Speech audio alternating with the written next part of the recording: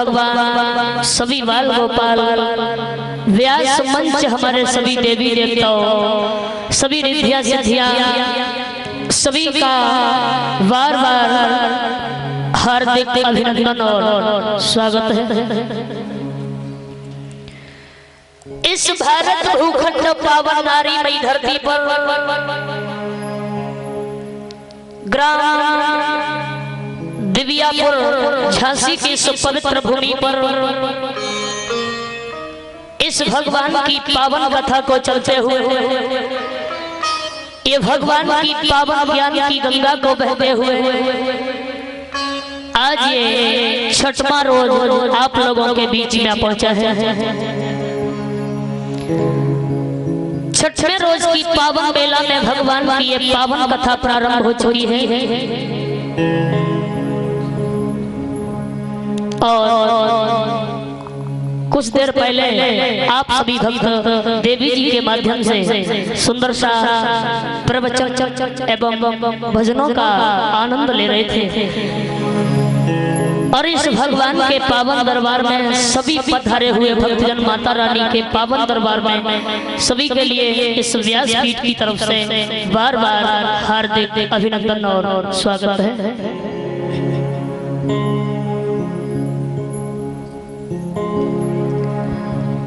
छठवें रोज की पावन मेला में इधर हर हर क्षेत्र में विराजमान हरिद्वार में आनंद घाट पर बैठे हुए श्री सुखदेव जी राजा परीक्षित को बड़ी सुंदर पावनमयी कथा सुना रहे हैं। राजा परीक्षित ने श्री सुखदेव जी से कहा तो श्री सुखदेव जी ने राजा परीक्षित को समझाया। कहे राजा परीक्षित, जितना सुख हमें भगवान के चरणों में मिलता है, जितना सुख भगवान के दरबार में जाने से मिलता है, और उतना सुख हमें घर परिवार में कभी नहीं मिल सकता है।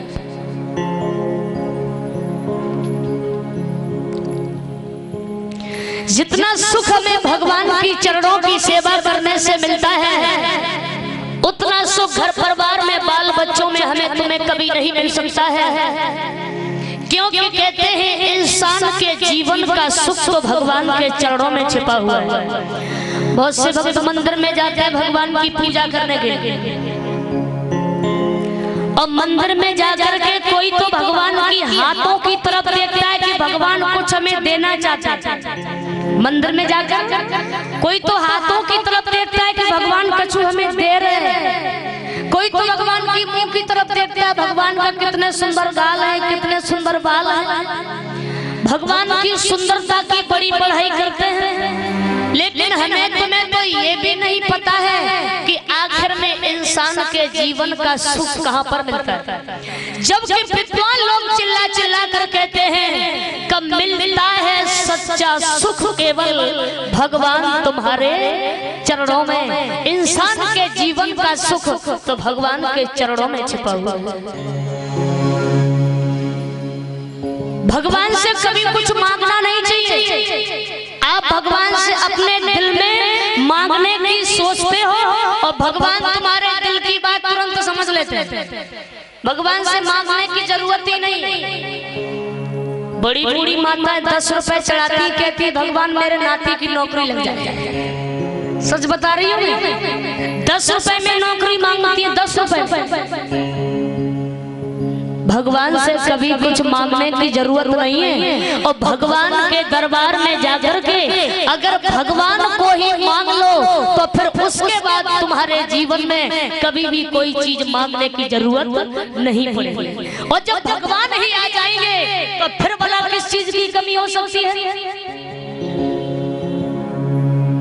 तो कहते हैं कि जितना सुख हम और आप घर परिवार से करते हो, जितना प्रेम घर परिवार से करते हो, उसमें से थोड़ा सा प्रेम अगर भगवान से भी करके देखो। अगर दुनिया में नाम हो जाए, अगर आपका दुनिया में सितारा न चमक जाए, ये भगवान की पावन दुआ होती है। जैसे कि तुलसीदास का हो गया, जैसे कि तुलसीदास का हो गया। तुलसीदास को तो सभी जानते होंगे। बड़ा अच्छा प्रश्न सुनाऊंगी, ध्यान देके सुनो। तुलसीदास अपनी पत्नी से इतना प्रेम करते थे, इतना प्रेम करते थे। तुलसीदास की पत्नी का नाम क्या था? तुलसीदास की पत्नी का नाम कोई बता दे? आप नहीं जानती, आप ही बता दीजिए। अरे भाई ये तो पेपर में भी आता है।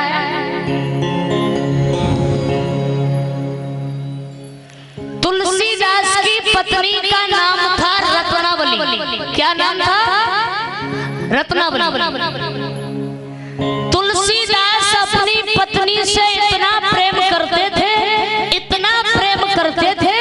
एक दिन क्या हुआ, परीक्षित जी के तुलसीदास की पत्नी जो थी रत्नावली, तुलसीदास को बिना बताए मायके में चली गई। ध्यान देना, तुलसीदास को उसने बताया नहीं और अपने घर चली गई। तुलसीदास आधी रात्रि के समय अपने घर आए और उन्होंने देखा घर में उन्होंने जब अपनी पत्नी को नहीं देखा तो दिल में विचार किया और भला कहाँ जा सकती है, अपने घर गई होगी। ध्यान देके सुनो। तो आधी रात्रि का समय है और तुलसीदास अपनी पत्नी से इतना प्रेम करते थे। आधी रात के समय तुलसीदास ससुराल को चल गए। आधी रात के समय ससुराल को चल दिए। तो ससुराल के जाने से पहले बीच में एक नदी पड़ती थी। अब तुलसीदास ने सोचा कि भला इस नदी से कैसे पार हो। अब इतनी रात में तो भाई कोई नाव चलाने वाला भी नहीं है और हमें तो इसी वक्त अपनी पत्नी के पास में पहुंचना है। ध्यान देना, उस नदी में एक मुर्दा बहता हुआ जा रहा था। क्या मुर्दा? तुलसीदास ने जवाब दिया, मेरी पत्नी मुझे कितना चाहती है। देखिए मैं पत्नी के पास में जा रहा हूँ और जाने की पूरी व्यवस्था वहीं से कर रही। तुलसीदास ने देखा कि ये नाव बहुत अच्छी है, अगर ये नाव निकल गई तो मैं ससुराल नहीं पहुंच पाऊंगा। मुर्दा पर बैठ करके तुलसीदास नदी से पार हो गए। पत्नी के प्रेम में इतने पागल रहे, उन्हें तो ये भी नहीं पता लगा कि ये नाव है कि मुर्दा है। मुर्दा को बैठ के पार हो गए। नदी से जब चले हैं ससुराल के लिए, ससुर जी के महलों के पास में पहुंचे। भला आधी रात के समय दरवाजा कहाँ खुला मिलेगा, दरवाजा बंद था। अब तुलसीदास ने सोचा कि दरवाजा अगर खटखटाऊंगा तो सब लोग जग जाएंगे। तुलसीदास ने सोचा कि अब क्या करना चाहिए। तो तुलसीदास ने देखा कि तुलसीदास के ससुर जी के महलों के ऊपर से एक सरप लटक रहा था। क्या सरप? तुलसीदास ने कहा, मेरी पत्नी मुझे कितना चाहती है, वो जानती थी कि हम आएंगे, इसीलिए उसने ये रस्सा लटका दिया। उन्हें ये नहीं पता कि ये सरप है कि रस्सा है। जवाब दिया कि वो जानती थी कि हम आएंगे, इसीलिए उसने ये रस्सा लटका दिया। उस सरप को पकड़ करके ससुर जी के महलों के ऊपर पहुंचे और रत्नावली के पास में जाकर के पहुंचे। रत्नावली के हाथ पर हाथ रखा और रत्नावली ने जो तुलसीदास को देखा, कहा तुम और इतनी रात में कैसे आ गए, भला तुम्हें दरवाजा कहाँ खुला मिल गया? तुलसीदास ने कहा, सब कुछ जानती हूँ लेकिन फिर भी हमसे पूछ रही हो। तुलसीदास ने जवाब दिया, जब मैंने तुम्हें घर में नहीं देखा तो मुझे बिल्कुल अच्छा नहीं लगा, इसीलिए मैं तुम्हारे पास चला आया। जानते हो तुलसीदास की पत्नी ने क्या जवाब दिया? तुलसीदास की पत्नी ने जवाब दिया कि इतना प्रेम आप हमसे करते हो कि इतनी रात में आप हमारे पास में आ गए, और अगर इतना ही प्रेम उस भगवान से लगा करके देखो, अगर जीवन की तकदीर ना बदल जाए तो मुझसे रत्नावली मत कहिए। ध्यान देना, जितना प्रेम तुलसीदास अपनी पत्नी से करते थे, आज उतना ही प्रेम भगवान से लगा दिया। इस दुनिया में तुलसीदास का नाम हो, तुलसीदास को लोग भूल नहीं सकते। तो जो भगवान का नाम लेकर के, भगवान का गुणगान करके मर जाते हैं, वो मरते नहीं बल्कि इस दुनिया में अपना नाम कर जाते हैं। ध्रुव कब पैदा हुए कोई उनकी जन्म तिथि नहीं बता सकता। प्रहलाद कब पैदा कोई पता नहीं। तुलसीदास कब पैदा हुए, लेकिन आज भी उनकी कथाओं का गायन होता है, क्योंकि जो भगवान का नाम लेके जाते हैं अपना इस दुनिया में नाम कर जाते हैं। इसीलिए कि जितना सुख हमें संतों की सेवा करने में है, जितना सुख भगवान की सेवा करने में है, और उतना सुख घर परिवार में कभी नहीं मिल सकता है। तो आइए तालियां बजा करके भगवान का पावन भजन, और उसके बाद भगवान कन्हैया सभी भक्त तालियां बजा के बोला कि संतन के संग लागी रे, कि संतन के संग लागी रे, और तेरी अच्छी बनेगी। संतन के संग लागी रे, तेरी अच्छी बनेगी।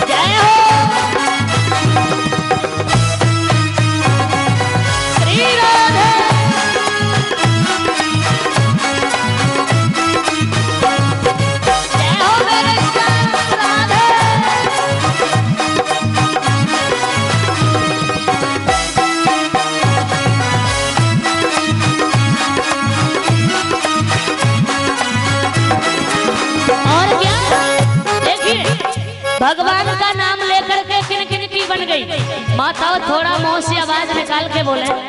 और आज तो पूरी खीर खा के आई हूँ, बाबा ज्यादा होना चाहिए, क्यों खा के आई है, साथ में लेकर के भी आई है, बाद में खाने को मिलेगी। तो जोर से ताली जाके बोलेगा किन किन की बन गई। ए मीरा की बन गई, द्रौपदी की बन गई, मीरा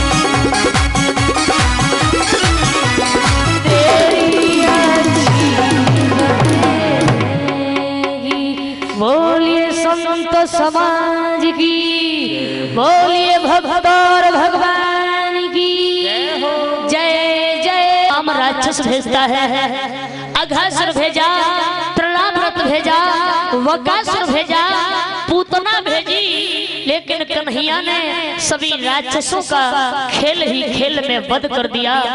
भगवान कन्हैया गोकुल के बीच में जब कुछ समझदार हुए, भगवान कन्हैया गैया चराने जाते हैं सभी ग्वाल वालों के साथ में, और बाबा नंद के यहाँ पर बड़े आनंद के साथ में रह रहे हैं। गोपियां भी कन्हैया को बहुत प्रेम करती हैं। जब तक उस गोकुल की गोपियां कन्हैया के दर्शन नहीं कर लेती, तब तक उनका काम करने में मन ही नहीं लगता।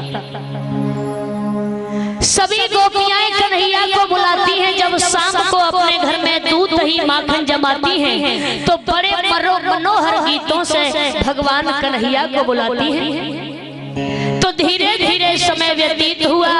भगवान कन्हैया बलराम अब कुछ बड़े हुए, तो भगवान कन्हैया ने सबसे पहला काम परीक्षित जी कौन सा सीखा? सबसे पहला काम कन्हैया ने सबसे पहला काम सीखा चोरी करने का। किसका? चोरी करने का। जब गोपियां कन्हैया को बुलाती हैं तो कन्हैया ने जवाब दिया, गोपियों तुम चिंता मत करो, हम तुम्हारे घर जरूर आएंगे। तो भगवान कन्हैया ने सभी ग्वाल वालों को बुलाया है, और ग्वाल वालों को बुला करके उस ग्वाल वालों की टोली में दामा, मनसुका, बलवीर, छदामी, रेता, पेता, बलराम और कन्हैया, ये ग्वाल वालों की टोली है कन्हैया। सभी ग्वाल वालों की टोली को लेकर के भगवान कन्हैया ने दामा से कहा, अरे भैया दामा देखो, आज तो हमारा मन ये कहता है कि आज हम तुम चलो चोरी करने चले। अब आइए भगवान कन्हैया की बाल लीला। कन्हैया ने दामा से कहा, भैया दामा आज तो हम चोरी करने चलेंगे। दामा ने कहा, भैया देखो चोरी करना गलत बात होती है और चोरी कभी करना नहीं चाहिए। कन्हैया ने कहा, गलत बात क्यों होती है? भला गोपियां तो हमें बुलाती हैं और गोपियों के घर में माखन खाने जा रहा हूँ दामा भैया, अगर आपको भी चलना है तो चलिए। दामा ने जवाब दिया, कन्हैया देखो अगर चोरी करने सीखो तो चोरी करना सबसे पहले अपने घर से ही सीखा जाता है। दामा ने कहा कि कोई भी काम सीखो तो वो काम पहले घर से ही सीखना पड़ेगा। ऐसा करो भैया, आज हम तुम चोरी करेंगे लेकिन तेरे घर पे करेंगे। कन्हैया ने जवाब दिया, मैं अपने घर पे चोरी नहीं करूंगा, अगर मैया यशोदा ने पकड़ लिया तो बहुत पिटाई लगाएगी, मैं अपने घर चोरी नहीं करूंगा।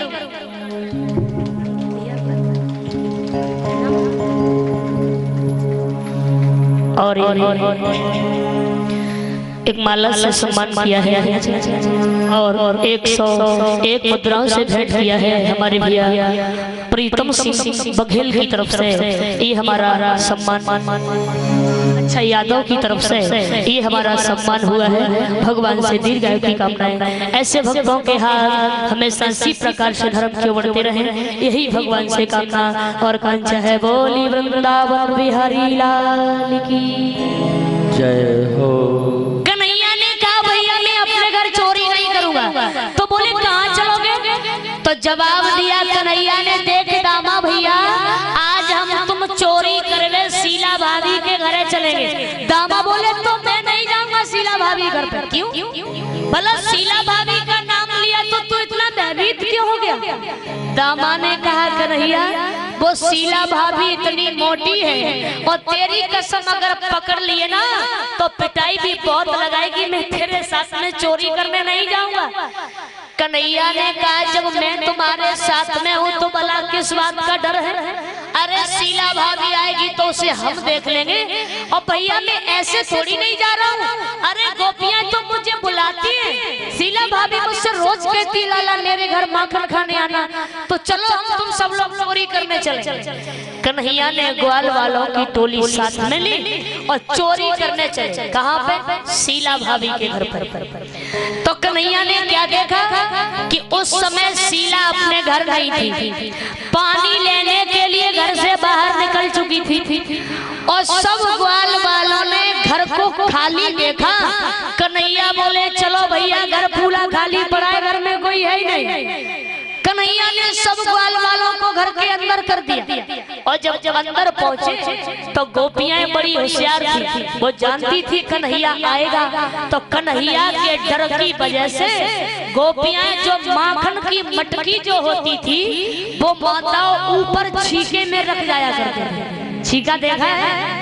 पहले बड़ी बूढ़ी माताओं के पास में छीका हुआ करता था, आजकल तो खैर कम है, लेकिन कहीं कहीं फिर भी देखा है किसी किसी के घर पर छीका होता था।